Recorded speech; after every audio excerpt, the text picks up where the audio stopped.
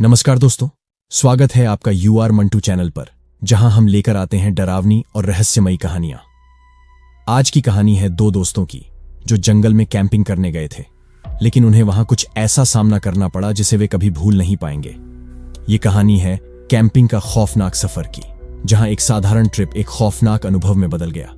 तो अगर आप भी इस रोमांचक और डरावनी सफर का हिस्सा बनना चाहते हैं तो हमारे चैनल को लाइक, शेयर और सब्सक्राइब करना ना भूलें।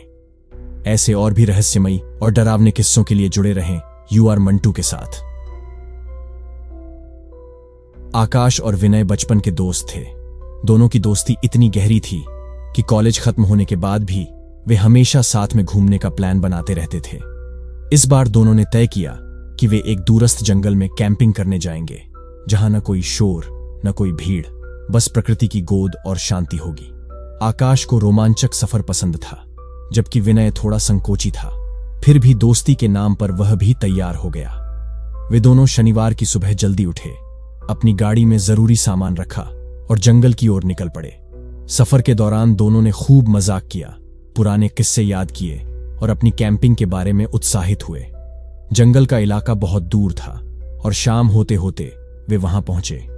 जंगल घना था और आसपास कोई दूसरा इंसान दिखाई नहीं दे रहा था। आकाश ने सुझाव दिया, हम यहीं टेंट लगाते हैं, रात यहीं बिताते हैं और कल सुबह जंगल की सैर करेंगे।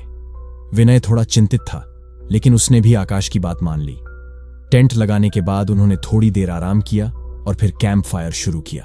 अंधेरा गहराने लगा था और ठंडी हवा के साथ साथ जंगल के अजीबोगरीब आवाजें भी सुनाई देने लगी थीं।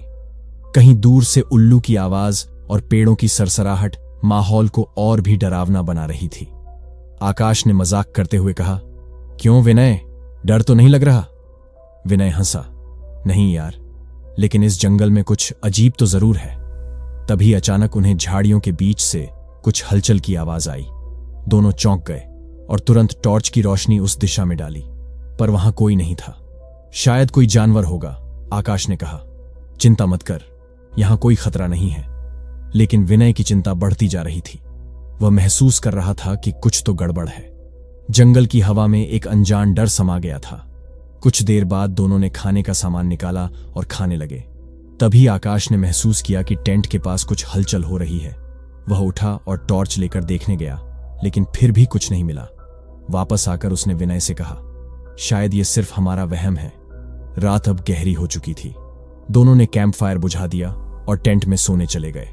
अचानक आधी रात के करीब विनय की नींद खुली। उसे लगा कि किसी ने उसके कानों के पास कुछ कहा हो। वह हड़बड़ाकर उठा और बाहर झांकने लगा। बाहर चारों ओर अंधेरा था, सिर्फ जंगल की हल्की सरसराहट थी। फिर उसे किसी की परछाई टेंट के बाहर घूमती हुई नजर आई। उसकी धड़कन तेज हो गई। आकाश, विनय ने धीरे से पुकारा, लेकिन आकाश गहरी नींद में था। विनय ने उसे झिंझोड़ा, आकाश उठो, बाहर कोई है। आकाश ने नींद में ही बड़बड़ाया, क्या बकवास कर रहा है, सो जा। विनय की घबराहट बढ़ रही थी। उसने फिर से टॉर्च उठाई और बाहर देखा। इस बार टेंट के ठीक सामने एक लंबी काली आकृति खड़ी थी। उसकी आंखों से अजीब लाल रोशनी निकल रही थी, जो सीधे विनय की तरफ देख रही थी। विनय की चीख निकलने वाली थी, लेकिन वह कांपता हुआ पीछे हट गया। आकाश उठो! अब की बार विनय की आवाज इतनी तेज थी कि आकाश भी जाग गया। क्या हुआ? आकाश ने घबराते हुए पूछा। विनय ने कांपते हुए बाहर इशारा किया, लेकिन जब आकाश ने बाहर देखा तो कुछ नहीं था। तू पागल हो गया है, कुछ नहीं है वहां, आकाश ने हंसते हुए कहा, लेकिन विनय के चेहरे की घबराहट देखकर उसका मजाक उड़ाना छोड़ दिया। ठीक है, चल बाहर चलकर देखते हैं। दोनों बाहर निकले, लेकिन वहां कोई नहीं था। विनय अब भी डरा हुआ था। मैंने सच में देखा, वहां कोई था। उसकी आंखें, वो लाल चमकती हुई आंखें। आकाश ने उसे दिलासा देते हुए कहा, तू थक गया होगा, इसलिए ऐसा महसूस हुआ। चल सोने चलते हैं। दोनों फिर से टेंट में चले गए, लेकिन विनय की आंखों में नींद नहीं थी। हर छोटी से छोटी आवाज पर वह चौकन्ना हो जाता था। कुछ देर बाद अचानक से टेंट के चारों ओर किसी के चलने की आवाज सुनाई दी। दोनों इस बार एक साथ जागे। आवाज साफ थी, जैसे कोई उनके टेंट के चारों ओर घूम रहा हो। दोनों के दिल की धड़कनें तेज हो गईं। आकाश ने टॉर्च जलाने की कोशिश की, लेकिन टॉर्च ने काम करना बंद कर दिया। अब टेंट के बाहर से खड़खड़ाने की आवाजें और तेज हो गईं, जैसे कोई और करीब आ रहा हो। विनय ने घबराते हुए कहा, यहां कुछ बहुत गलत है, हमें यहां से तुरंत निकलना चाहिए। आकाश भी अब पूरी तरह से डर गया था। उन्होंने तुरंत अपना सामान पैक किया और गाड़ी की ओर भागे। लेकिन जैसे ही वे टेंट से बाहर निकले, उन्हें सामने वही लाल आंखों वाली आकृति दिखाई दी। वह हवा में तैर रही थी। उसकी काली परछाई पेड़ों के साथ मिलकर और भी भयानक लग रही थी। विनय ने चीखते हुए कहा, भागो! दोनों गाड़ी की ओर भागने लगे, लेकिन गाड़ी तक पहुंचने से पहले ही चारों ओर से अजीबोगरीब आवाजें आने लगीं। वे दोनों एकदम ठहर गए। चारों ओर पेड़ों से कुछ गिरने की आवाजें, सरसराहट और काले साए उन पर हावी हो रहे थे। आकाश ने कांपते हुए कहा, यह जगह अभिशप्त है।